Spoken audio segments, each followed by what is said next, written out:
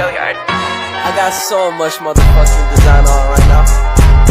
Break it down, bring it back, make it clap. I got 3 old thoughts, new block, wear that thing. Bitches on my line, and you know. Assalamualaikum warahmatullahi wabarakatuh. Perkenalkan, nama saya Yudi Pratama, NPM 21120111440. Perkenalkan, nama saya Faiz Alkaf Kashmir dengan NPM 21-12-011-313. Baik, perkenalkan, nama saya Aisyah Izzatunisa dengan NPM 2112-011097. Perkenalkan, nama saya Adinda Ramadhani dengan NPM 2112-011565. Assalamualaikum warahmatullahi wabarakatuh. Nama saya Arta Karyas Mariko dengan NPM 2112011236. Saya akan menjelaskan jawaban soal nomor 1, yaitu bagaimana hubungan antara benda asuransi dan teori kepentingan, kemudian mengapa kepentingan harus ada pada setiap benda asuransi. Sebelumnya saya akan menjelaskan terlebih dahulu apa itu benda asuransi dan apa itu teori kepentingan. Nah, benda asuransi ini adalah objek perasuransian, di mana dalam hal ini adalah harta kekayaan yang bernilai ekonomis dan dapat dinilai dengan uang. Sedangkan teori kepentingan adalah teori yang menjelaskan bahwa dalam setiap benda asuransi itu terdapat hak subjektif yang tidak terlihat. Nah, sehingga teori kepentingan ini harus ada pada setiap benda asuransi sebagai dasar adanya hak bagi seseorang untuk memintakan klaim ganti kerugian. Artinya, akibat hukum dari tidak adanya kepentingan pada benda asuransi adalah seseorang tidak berhak untuk meminta klaim ganti kerugian atas benda asuransi tersebut. Nah, kemudian mengapa kok harus ada kepentingan pada setiap benda asuransi? Nah, adanya kepentingan pada setiap benda asuransi ini adalah tujuannya untuk menghindari upaya-upaya pihak-pihak tertentu yang mencari keuntungan tanpa hak atas benda asuransi tersebut. Gitu.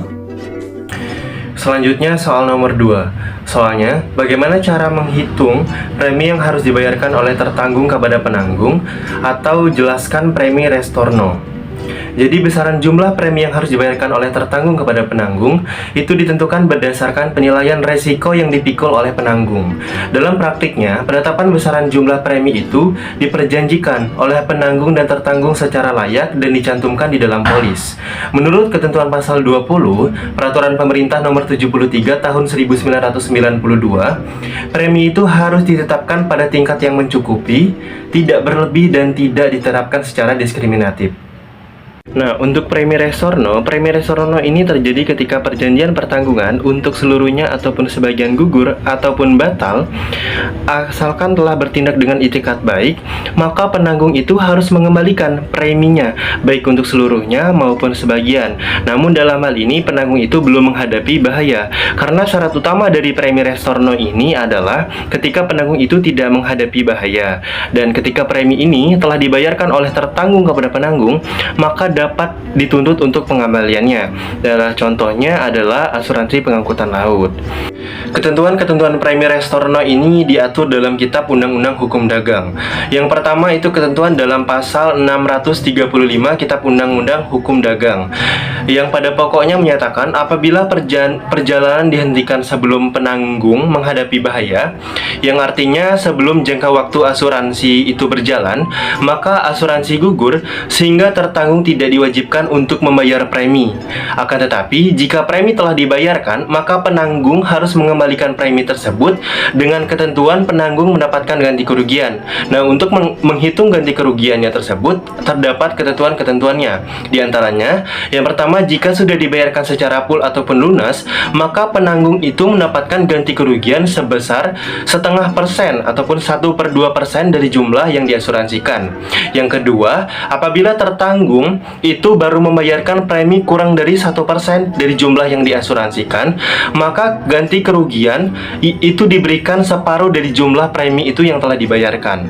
Selanjutnya, ketentuan dalam pasal 636 Kitab Undang-Undang Hukum Dagang, yang pada pokoknya menyatakan apabila perjalanan dihentikan setelah menghadapi bahaya, yang artinya jangka waktu asuransi mulai berjalan, tetapi sebelum kapal melepaskan jangkar ataupun tali-talinya di tempat pembongkaran terakhir, maka penanggung berhak atas ganti kerugian dengan ketentuan yang pertama, pertama, jika sudah dibayarkan secara full ataupun lunas, ataupun hanya dibayarkan 1% dari nilai premi, maka penanggung mendapatkan ganti kerugian sebesar 1% dari jumlah yang diasuransikan. Yang kedua, apabila tertanggung baru membayarkan premi kurang dari 1% dari jumlah yang diasuransikan, maka ganti kerugian yang diterima dari penanggung yaitu seluruh premi yang dibayarkan kepada penanggung. Ketentuan selanjutnya yaitu terdapat di dalam pasal 662 Kitab Undang-Undang Hukum Dagang, yang pada pokoknya menyatakan apabila barang yang diasuransikan tidak diangkut atau diangkut hanya sebagian atau ada kelebihan penyebutan jumlahnya karena hilap, sehingga premi yang dibayarkan harus dikembalikan seluruhnya ataupun sebagian, maka penanggung itu berhak atas ganti kerugian dengan ketentuan sebagai berikut. Yang pertama, jika sudah dibayarkan secara full ataupun lunas, maka penanggung itu mendapatkan ganti kerugian sebesar 1% dari jumlah yang diasuransikan.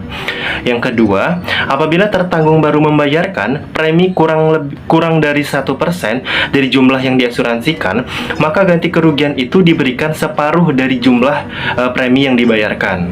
Baik, di sini saya akan menjawab atau menjelaskan terkait pertanyaan yang nomor 3, yang mana pertanyaannya ialah bagaimana hubungan Evenement dengan teori kausalitas.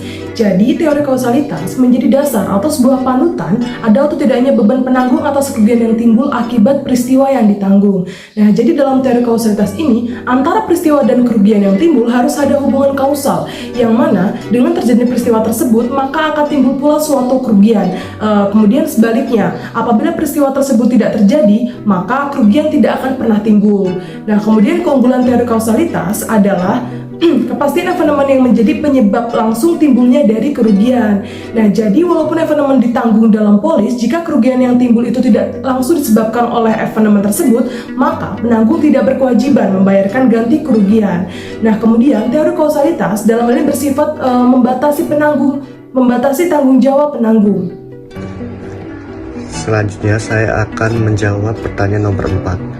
Jadi, hubungan penerapan ganti kerugian dengan teori keseimbangan adalah penerapan ganti kerugian dalam asuransi berlandaskan dengan asas-asas teori keseimbangan, yaitu kerugian seimbang dengan ganti kerugian, dan ganti kerugian tidak boleh melebihi daripada nilai sesungguhnya benda yang diasuransikan, sehingga penerapan ganti kerugian dengan teori keseimbangan dapat dikatakan satu kesatuan yang tidak terpisahkan. Saya akan menjawab untuk soal nomor 5 mengenai asuransi rangkap dan juga reasuransi. Baik, asuransi rangkap adalah asuransi yang terjadi apabila terdapat beberapa asuransi pada sebuah objek, waktu, dan risiko yang sama. Asuransi rangkap dapat dibolehkan dan dilarang juga dalam KUHD. Asuransi rangkap yang dilarang telah diatur dalam pasal 252 KUHD dan diatur lebih lanjut dalam pasal 277 ayat 1 KUHD. Ciri-ciri dari asuransi rangkap yang dilarang yaitu benda yang sama, evenement yang sama, waktu yang sama, polis yang berlainan, dan polis pertama penuh, sehingga polis kedua dan seterusnya penanggung dibebaskan. Sedangkan asuransi rangkap yang diperbolehkan itu diatur dalam pasal 277 ayat 2 KUHD, dan ciri-cirinya yaitu benda yang sama, evenement yang sama, waktu yang sama, polis yang berlainan, dan polis yang pertama sebagian, sehingga polis kedua dan selanjutnya dapat menutupi polis yang pertama. Nah, tujuan dari pelarangan asuransi rangkap ini untuk mencegah agar tidak terjadi peristiwa tertanggung memperoleh ganti rugi melebihi dari nilai benda yang sesungguhnya, sehingga melanggar prinsip dari keseimbangan. Selanjutnya ada reasuransi. Apa itu reasuransi? Reasuransi adalah asuransinya perusahaan penyedia asuransi. Simpelnya begitu. Tujuan dari reasuransi sendiri adalah untuk memberikan perlindungan terhadap aset dan keuangan suatu perusahaan agar terhindar dari kerugian akibat pembayaran klaim terhadap nasabah. Baik, saya akan menjawab pertanyaan yang pertama. Jadi, kasus di atas merupakan jenis asuransi rangkap yang diperbolehkan, di mana telah diatur dalam pasal 277 ayat 2 KUHD. Karena dalam kasus ini, polis pertama hanya menanggung sebagian, sehingga polis kedua dapat menutupi polis yang pertama. Baik, di sini saya akan menjawab soal nomor 2, analisis kasus. Yaitu soalnya, apa yang menjadi benda asuransi dan apa kepentingan benda tersebut. Baik, jadi di sini dalam kasus tersebut yang menjadi benda asuransinya adalah rumah senilai 600 juta rupiah. Dan kepentingan dari mengasuransikan rumah tersebut adalah untuk menghindari dari bahaya-bahaya yang mungkin akan terjadi. Baik, sekian dari saya. Baik, selanjutnya saya dengan rekan saya Adinda Ramadhani akan menjelaskan soal analisis kasus nomor 3, yakni adalah dalam kasus tersebut siapakah yang berhak untuk meminta klaim ganti kerugian. Nah, apabila kita melihat mengenai teori kepentingan teman-teman, disebutkan bahwa orang yang berhak atau pihak yang berhak untuk memintakan klaim ganti kerugian adalah mereka yang memiliki kepentingan atas benda asuransi tersebut. Nah, dalam kasus ini ada dua pihak yang memiliki kepentingan atas benda asuransi ini, yaitu adalah Zaza sebagai pemilik baru dan juga Bank Abadi sebagai pemegang objek agunan, yakni rumah tersebut. Baik, di sini saya akan melanjutkan menjelaskan terkait soal yang nomor 3 yang telah dijelaskan oleh Aisyah Zatulisa sebelumnya. Nah, perlu digarisbawahi dalam hal ini Lala sudah tidak lagi memiliki kepentingan, hak, dan kewajiban atas rumah tersebut. Mengapa demikian? Karena ketika Zaza telah membeli rumah tersebut, maka otomatis hak dan kewajiban serta pihak yang berhak untuk mengklaim asuransi ialah Zaza.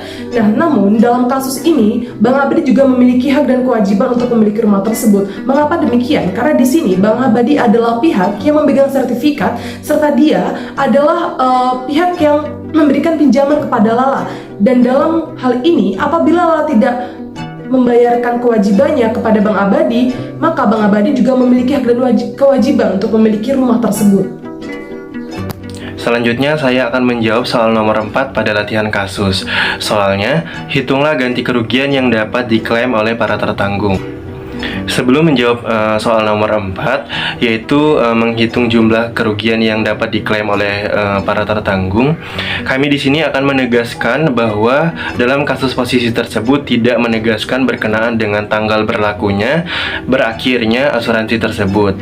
Maka kami akan mengabaikan ketentuan asuransi yang terdapat di kasus tersebut dan menganggap bahwa kedua asuransi tersebut masih berjalan ataupun belum berakhir. Dari kasus posisi tersebut dapat diketahui, yang pertama, harga rumah senilai 600 juta rupiah. Yang kedua, asuransi pertama dengan tertanggung Zaza atau yang awalnya adalah Lala, yaitu senilai 500 juta rupiah. Yang ketiga, asuransi kedua dengan tertanggung Bank Abadi, yaitu senilai 600 juta rupiah atau pool. Yang keempat, yaitu jumlah kerugian yang timbul akibat kebakaran, yaitu 450 juta rupiah. Dalam penyelesaian klaim ganti kerugian, jika mengakibatkan kerugian secara penuh ataupun rumah tersebut kebakaran mencapai kerugian 600 juta, maka penanggung asuransi Lala itu membayar 500 juta rupiah, penanggung asuransi MJA ataupun asuransi dari Bank Abadi itu membayar 100 juta rupiah. Akan tetapi, di dalam kasus ini hanya menimbulkan kerugian 450 juta rupiah. Maka tiap penanggung bertanggung jawab menurut urutan terjadinya asuransi sesuai dengan jumlah yang diasuransikan. Dengan ketentuan jumlah nilai semua asuransi tidak melebihi nilai benda yang sesungguhnya. Dengan demikian perhitungannya sebagai berikut. Yang pertama, penanggung asuransi Lala membayar klaim ganti kerugian 500 per 600 dikali 450 juta rupiah sama dengan 375 juta rupiah. Yang kedua, penanggung MJA membayar klaim ganti kerugian yaitu 100 per 600 dikali 450 juta rupiah sama dengan 75 juta rupiah. Maka total yang dibayarkan oleh penanggung kepada para tertanggung yaitu 375 juta rupiah ditambah 75 juta rupiah sama dengan 450 juta rupiah. Baik, demikian hasil diskusi kami akhiri. Wassalamualaikum warahmatullahi wabarakatuh.